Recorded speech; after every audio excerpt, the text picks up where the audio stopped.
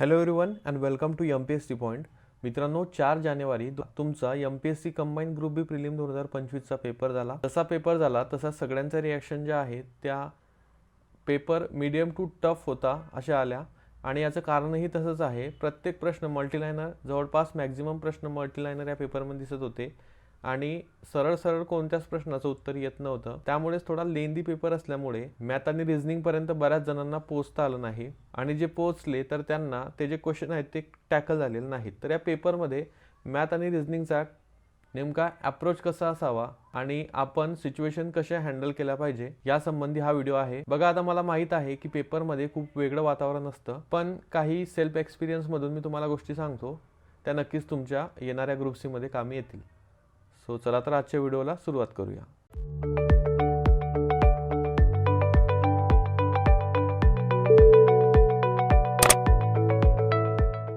तर बघा मित्रांनो, आता आपला पेपर सोडवण्याचा अप्रोच कसा असावा हे थोडक्यात सांगतो.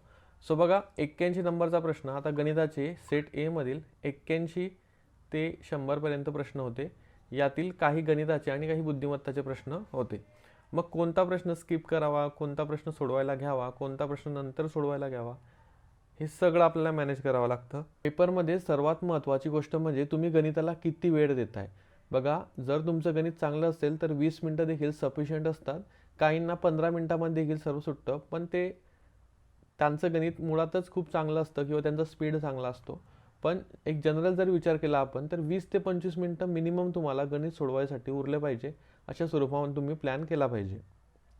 एक 25 मिनटं जर तुमच्याकडे असले तर तुम्ही स्टेबल राहून गणित सोडवू शकता. महत्त्वाचं म्हणजे जेव्हा तुम्ही प्रॅक्टिस करता किंवा कुठलाही क्लास करता गणिताचा तर तेव्हा तुम्हाला सगळं जमतं, पण पेपरमध्ये जो काही प्रेशर असतं त्या प्रेशरमध्ये आपल्याला साधे साधे बेरीज देखील जमत नाही. म्हणजे अगदीच 12+13 विचारलं तर आपलं चुकून जातं ते आणि कॅल्क्युलेशन करताना सेम चुका होतात. याचं मेन रिझन म्हणजे पॅनिक होणे. आता पेपरमध्ये पॅनिक होण्याचं एक महत्त्वाचं रिझन म्हणजे तुमच्या वेळ कमी उरलेला असतो मॅथ आणि रिझनिंगला. जर तुमच्याकडे फक्त 15 मिनिट्स असतील, 45 मिनिट तुम्ही GS सोडवलं तर त्या 15 मिनिटामध्ये हे 20 प्रश्न टॅकल होणे नक्कीच कठीण आहे.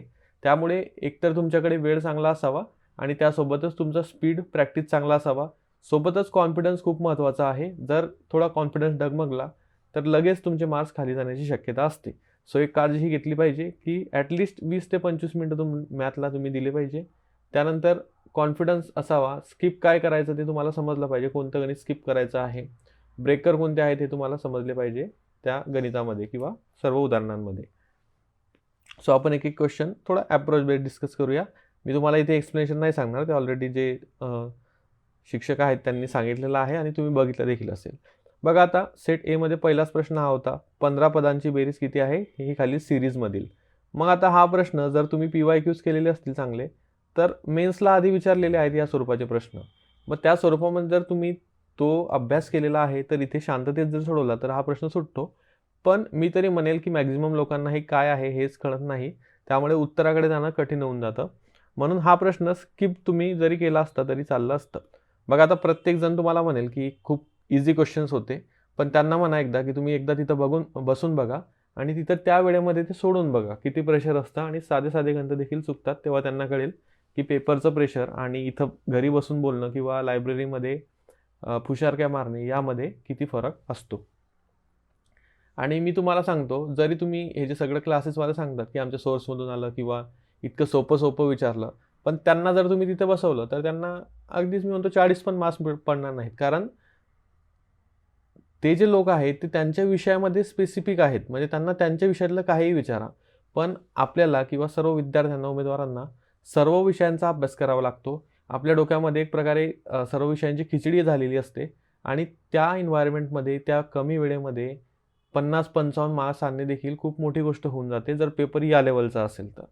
सो त्यांना म्हणावं एकदा की बघा तुम्ही बसून तेव्हा कळेल तुम्हाला. नाहीतर काय, तर आपल्याला पैकीच्या पैकी मार्क्स यायला पाहिजे होते असे सहज काही लोक म्हणून देतात कोणत्याही विषयामध्ये. सो त्यांना म्हणावं एकदा बघा म्हणा बसून. ओके. आपण बघूया आता 82 नंबरचा प्रश्न. बघा, हा तर स्किप करायला पाहिजे होता मी म्हणेल. जर तुमचं PYQवर कमांड असती तर तुम्ही हा सोडवायला पाहिजे होता. 6 सलग समसंख्यांची बेरीज 150 आहे, तर पुढील 3 सलग समसंख्यांची बेरीज किती असेल. आता एक बेसिक अभ्यास जर असेल तर हे समसंख्यांची बेरीज आणि सलग समसंख्यांची बेरीज हे तुम्हाला माहीत असावं. जेव्हा तुम्ही पहिलंच चॅप्टर करता बघा मॅथ्सचं, त्यामध्ये हे सर्व असतं. त्यामुळे हा प्रश्न सुटण्यासारखा होता. त्यानंतर एक रिकामा जलतरण तलाव, म्हणजे हा प्रश्न असा आहे बघा की 3/5 क्षमतेसाठी 8 तास लागतात, तर अजून म्हणजे फुल भरायला किती वेळ लागेल, हे 8 तास त्यामधून वगळायचे होते. याचं उत्तर 5 तास 20 मिनिटं आहे. सो हा प्रश्न देखील जमायला पाहिजे होता जर तुम्ही काळ, काम, वेग, वेळ जे चॅप्टर आहे ते व्यवस्थित केलं असेल तर. त्यात तेवढं काही डिफिकल्ट नव्हतं, फक्त या वाक्यावर थोडं थांबायचं होतं. अजून किती वेळ विचारलेला आहे, कंप्लीट किती वेळ तो नाही विचारला, त्यामुळे बऱ्याच जणांनी हे उत्तर केलेलं आहे. इवन मी पण याच उत्तराला टिक केलेलं आहे. त्यानंतर 84व्या नंबरचा प्रश्न आहे बघा. हा प्रश्न आहे थोडा बेसिकच, पण इथे बघा एक त्रुटीची टक्केवारी हा शब्द थोडा बघून मुलं घाबरले, त्यामुळे इथे त्यांचा तो चुकला असू शकतो. पण काइंड ऑफ इझीच प्रश्न आहे हा, किंवा मीडियम म्हणेल मी, कारण थोडं तुम्हाला आयताचं क्षेत्रफळ कसं काढतात हे माहीत असावं, तेव्हाच हा तुमचा सुटतो. नेक्स्ट आहे बघा. आता हा जो प्रश्न आहे तो डिफिकल्ट कॅटेगरीचा आहे मी म्हणेल, कारण आधी तुम्हाला रेडियस काढावी लागायची, रेडियस काढावी लागत होती या प्रश्नामध्ये. त्यानंतरच तुम्हाला हाईट मिळत होती या सिलेंडरची. तुम्हाला क्षेत्रफळ दिलं होतं पृष्ठभागाचं आणि घनफळ दिलं होतं. ते फॉर्म्युलेज वगैरे जर व्यवस्थित पाठ असले तर ते उत्तर येतं, पण ते देखील तेवढं इझिली येत नाही. त्यामुळे हा प्रश्न जरी स्किप केला असता तरी चालला असता, नो प्रॉब्लेम. नेक्स्ट आहे, एक कंपनी आहे इलेक्ट्रिक उत्पन्नाची उपकरणांची निर्मिती करते, आणि 10% नफा, घाऊक व्यापाऱ्यांसाठी 20% नफा, किरकोळ व्यापाऱ्यांसाठी 30% नफा, म्हणजे हा टोटल ओव्हरऑल नफा तुम्हाला काढावा लागत होता. सो हा देखील सोडवण्यासारखा प्रश्न होता. 100 मानून वस्तूची किंमत तुम्हाला त्यावरती नफेही कॅल्क्युलेट करायचे होते. आता हा प्रश्न बघा 87 नंबरचा. राज्यांची संख्या केंद्रशासित प्रदेशांची संख्यांचं गुणोत्तर दिलं होतं, आणि राज्यांची संख्या केंद्रशासित प्रदेशांच्या संख्येपेक्षा किती टक्क्यांनी जास्त आहे हे तुम्हाला काढायचं होतं. हा प्रश्न आयोगाने ब्रेकर म्हणून टाकलेला होता, हे तुम्हाला कळायला पाहिजे होतं तेव्हा, कारण याचं उत्तर समथिंग 300% येतं. ऑप्शनमध्ये कुठेच नियर बाय तसं उत्तर नव्हतं, त्यामुळे हा प्रश्न सोडून द्यायला पाहिजे होता. पण ज्यांनी जास्त वेळ घालवला, कारण क्वेश्चन आपल्याला बघा त्यावेळेस अशी मेंटॅलिटी असते की क्वेश्चन सोपा आहे, आपल्याला यायला पाहिजे होता, पण तेव्हा तसं जर नाही होत असेल तर तो स्किप केलाच बरा, कारण आपण वाचताना काही चुका करतो किंवा बऱ्याचदा प्रश्नांमध्येच फ्लॉ असतात, त्यामुळे जमत नाही. पुढे आहे बघा, 2024मध्ये मोबाईल वापर करणाऱ्यांची संख्या 43% वरून 65 झाली. नंतर 43च्या तुलनेत किती टक्के वाढ झाली असं विचारलं आहे. सुटण्यासारखा होता, यायला पाहिजे होता. आता हा प्रश्न बघा, खूप लेंदी प्रश्न आहे. अशा प्रकारचे प्रश्न आयोगाने विचारलेले नाहीत. काइंड ऑफ म्हणजे सेम पॅटर्न नाही आहे, पण यावरती टॉपिकवरती क्वेश्चन नक्कीच आहेत. सो हा प्रश्न नंतर सोडवायचा होता, जेव्हा शेवटचे 5 मिनिटं असतील, वेळ शिल्लक असेल तेव्हा. नसेल तर हा स्किप करण्यासारखा प्रश्न मी होता असं मी म्हणेल.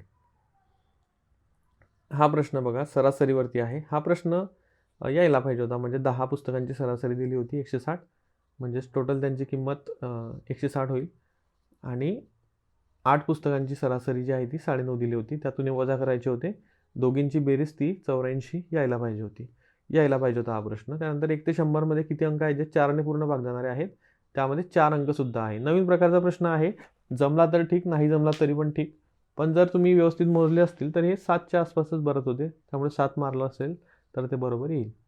त्यानंतर हा प्रश्न बघा, नवीनच टाईप आयोगाने इंट्रोड्यूस केला. अगदीच 1-2 वेळा सॉल्व्ह करून हा क्वेश्चन सुटत नव्हता, पण जेव्हा एकदा लिंक लागली तेव्हा लगेचच हा क्वेश्चन सुटून जातो. इथं बघा, लॉजिक जर लगेच लागलं तर नक्कीच लगेच सुटतो. 5 आणि 1 6चा वर्ग 36, 8 आणि 1 9चा वर्ग 81. 94 नंबरचा प्रश्न बघा, इझी काइंड ऑफ प्रश्न आहे, पण थोडं यामध्ये काय होतं बऱ्याचदा, आता मी हा चुकवलेला आहे प्रश्न. याचं कारण म्हणजे हे नीलाक्ष आणि नमिता, घाईघाईमध्ये आपण यन जर यूज केला तर आपल्याला कन्फ्युजन होतं, आणि तो यन आपण सारख्याच व्यक्तीचा जर मानला तर आपलं उत्तर चुकतं. इथे एक्सची किंमत खूप खूप चांगले मुलं इथे चुकलेले आहेत. इथे एक्सची किंमत 2 यायला पाहिजे होती, पण बऱ्याच जणांचं 71 72 असे काही उत्तरं आलेले आहेत. सो हे मिस्टेक आपण मान्य करू शकतो, कारण पेपरमध्ये त्या प्रेशरमध्ये या चुका साहजिक आहेत, होतातच. 96 नंबरचा प्रश्न आहे, एक श्रेणी दिली आहे, चुकीची संख्या आपल्याला ओळखायची होती. यामध्ये रिलेशन्स लगेच लागलं तर ठीक, नाही तर हा प्रश्न देखील आपण तुक्का मारण्यासारखा किंवा स्किप करण्यासारखा होता. हा डायग्रामचा प्रश्न जमायला पाहिजे होता, इझी काइंड ऑफ प्रश्न आहे. त्रिकोणांची संख्या, खूप बेसिक प्रश्न हा आला होता. जर तुम्ही व्यवस्थित केलं असेल हे ट्रँगल्स वगैरे मेजरमेंट तर तुम्हाला तो येईल. त्यानंतर हा प्रश्न बघा, इझी काइंड ऑफ प्रश्न म्हणेल मी, आणि हा प्रश्न खूप डोकेदुखीवाला प्रश्न आहे. लगेच जर तुम्हाला डिसिजन तुम्ही घेतलं तर हे उत्तर मारलं असेल, पण थोडा विचार करून जर केलं असेल तर हे उत्तर ज्यांनी मारलं असेल त्यांचं बरोबर असेल. सो अशा प्रकारे हे 20 प्रश्न असतात. मी जसं तुम्हाला सांगितलं की त्या वेळेमध्ये जो कोणी स्टेबल राहून हे प्रश्न सोडवेल त्याचे ते बरोबर येतील. म्हणजे मी स्वतः सांगतो की माझे 3-4 सोपे गेलेले आहेत अगदी, पण ते त्या एन्व्हायरमेंटमध्ये किंवा त्या सराउंडिंग्समध्ये ते प्रश्न चुकतातच, त्याला काही आपण करू शकत नाही. कितीही तुम्ही तोप असाल तरी तुमचे 2-3 क्वेश्चन जातातच. ओके, सो असं काही नाही की आपल्याला एकदमच 20 पैकी 20 घ्यायचे आहे, पण मॅक्झिमम मार्क्स आपण घेण्याचा प्रयत्न करायचा. या पेपरमध्ये एक 12-13 डिसेंट स्कोर आहे. वर जर मिळाले तर तो देखील चांगला स्कोर आहे. 15-16 पर्यंत तर बेस्ट मी म्हणेल. सो आय होप तुम्हाला या व्हिडिओच्या माध्यमातून थोडी तरी मदत होईल. एक ग्रुप सीला जाताना मॅथ्स रिझनिंगकडे बघताना तुम्हाला हे आठवेल सगळं मी जे सांगितलेलं आहे ते. सो लेट्स सी की आता तुम्ही ग्रुप सीमध्ये कसा परफॉर्मन्स देता. सो तुमचे स्कोर्स असतील तर ते कमेंट्समध्ये तुम्ही काढले असतील तर कमेंट्समध्ये टाका. आपण बघूया किती स्कोर्स आहेत आणि जेन्युइन स्कोअर टाका. कारण तुम्ही कोणताही स्कोअर टाकून, जास्त स्कोअर टाकून इतरांना फसवू शकतात, पण स्वतःला तुमची म्हणजे तुम्ही किती पाण्यामध्ये आहात ते माहीत असतं. त्यामुळे काहीही फेकण्याआधी थोडा विचार करून फेका. सो आय होप तुम्हाला या व्हिडिओची मदत होईल. व्हिडिओ आवडल्यास लाईक करा, चॅनलला नवीन असाल सबस्क्राईब करा. आजच्या व्हिडिओसाठी एवढेच. आपण भेटूया पुढच्या व्हिडिओमध्ये. Thank you for watching.